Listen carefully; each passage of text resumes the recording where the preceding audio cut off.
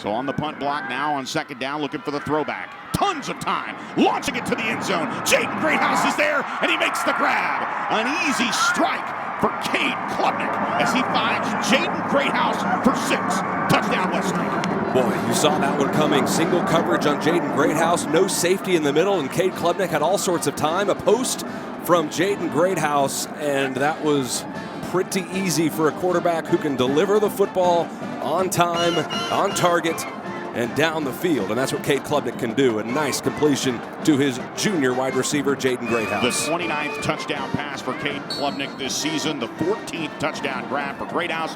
Sayag adds the extra point. And just like that, the Chaparrals with 9:18 to play here in the first quarter lead the North Raiders 7-0. This is Westlake football. First down inside the 5-yard line. 2 wide receivers to the short side of the field to Klubnik's left. Now they look at the handoff again. Kaiser running behind the big blocks, rumbling towards the end zone, and he is across for the score. Jack Kaiser into the end zone. Touchdown Westlake. So just like that, the Chaparrals run it right down the throat of the Raiders again on their second possession to double up North. Touchdown Westlake as Kaiser scores from 10 yards out. Touchdown Westlake. And for the sophomore who came up during the Mansfield Summit game, that is his 13th rushing touchdown.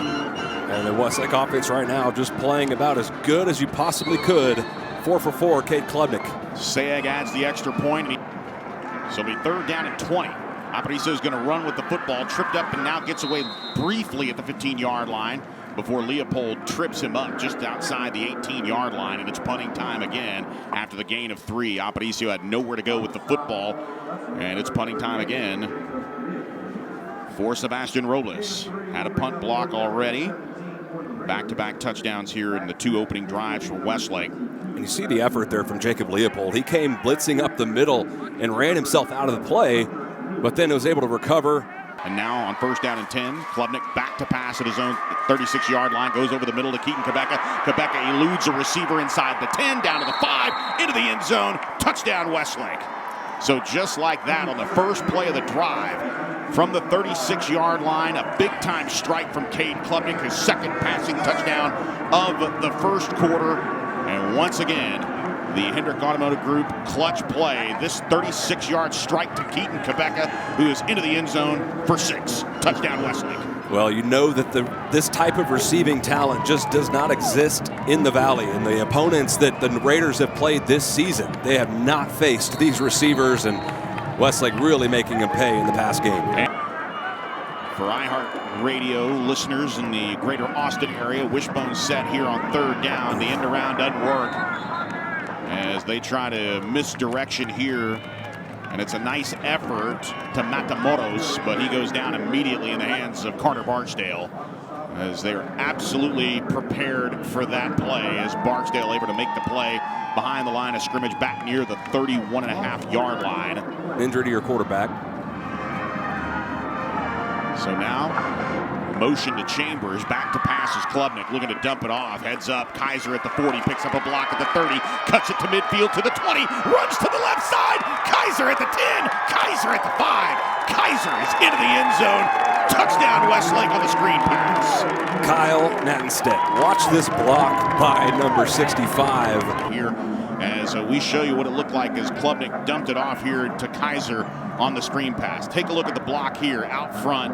Kyle Nattenstedt was really the one that, John, you really wanted to point out that kick-out block because that really is what sprung everything. Yeah, it was just great hustle downfield and getting all the way to the sideline. 95, not bad. 3 wide receivers to the right of the formation here for Klubnik on 2nd and goal. Klubnik looking, firing towards the end zone. Back of the end zone is open for Sully, and Adam Sullivan hauls in the touchdown.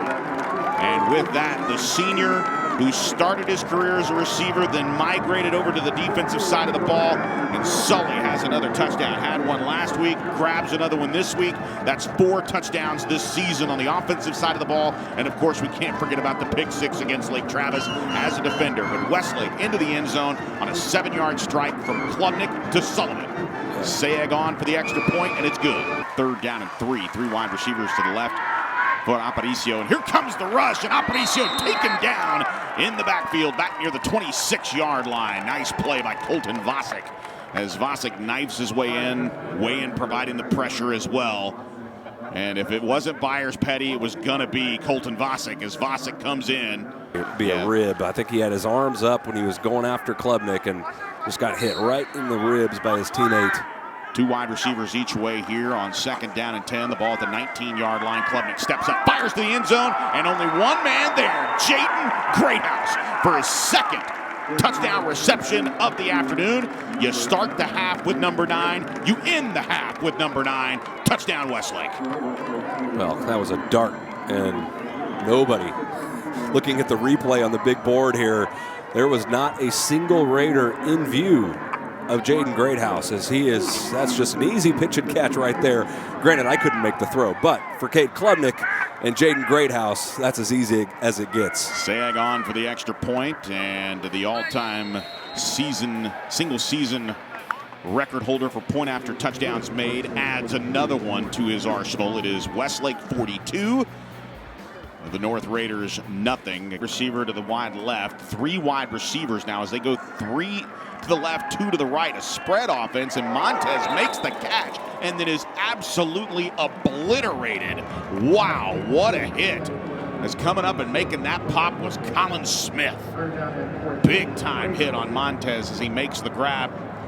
Gets it back to the 49-yard line, but take a look. This is a sandwich between Thompson and Colin Smith,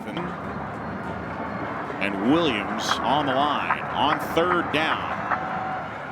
Aparicio still trying to improvise. Gets away from one tackler, now just caught in a scrum.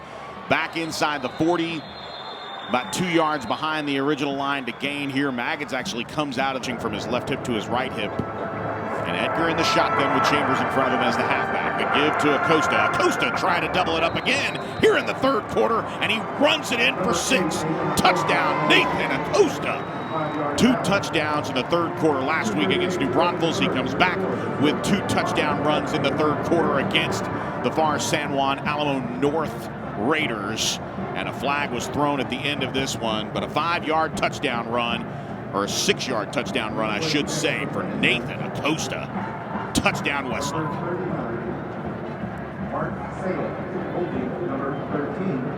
Load the box here on what's 3rd and 2. Final play of the 3rd quarter. Back split and the toss here to the right side. And a big-time play in the backfield on the Westlake defense. And they drop Isaac Gonzalez for no gain on the play. And I'm pretty sure it was either Mays or Thompson, as that's the end of the 3rd quarter. We will take a look at it here on the Hendrick Automotive Group clutch play. No, it's Ben Rose that actually tripped him up.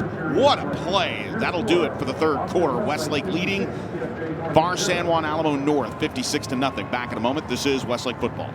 From head coach Todd Dodge, the players, other coaches on the staff, you hear it a lot. Respect your opponent. But as we've often heard from Tony Salazar and Todd Dodge, that it's not necessarily what the opponent does, it's what we do. And Todd Dodge is already with Ricky Doyle. But Coach, Joe just said it on the broadcast, 7 straight trips to the regional finals. That's quite an accomplishment. What does that mean to you? Well, the next week is Wall Week. You know, we've got these little goals that we go after. If we're able to take care of business, go back to work on this next one, then you know, this team will go on the wall. So that's going to be really important to them. But yeah, it's you know, we work to be practicing on Thanksgiving to be one of 16 in the state. Now we're one of 8 in the state, and our kids just keep playing really hard, really, you know, playing well. Getting great production throughout our roster, you know, on both sides of the ball, and just can't be proud enough of them. Well, you talk about playing Thanksgiving week. You come down to the Alamo Dome, a building I know has a lot of memories for you. What does it mean for you to come down here one last time and get a nice win? Well, I've had the blessing and the privilege to play here at the great Alamo Dome and coach many teams here, and it was special to be able to. This probably will be the last time that we'll have a chance to be in here. So, yeah, we talked about that before the game. I'd like to say hello to Jean Dodge, to my mother. Good. Mom, hopefully watching. And lastly, Coach, it'll be Vandegrift up next. They won just a little while ago. Your thoughts on them, and then I don't know if you can tell us anything about where that game may be.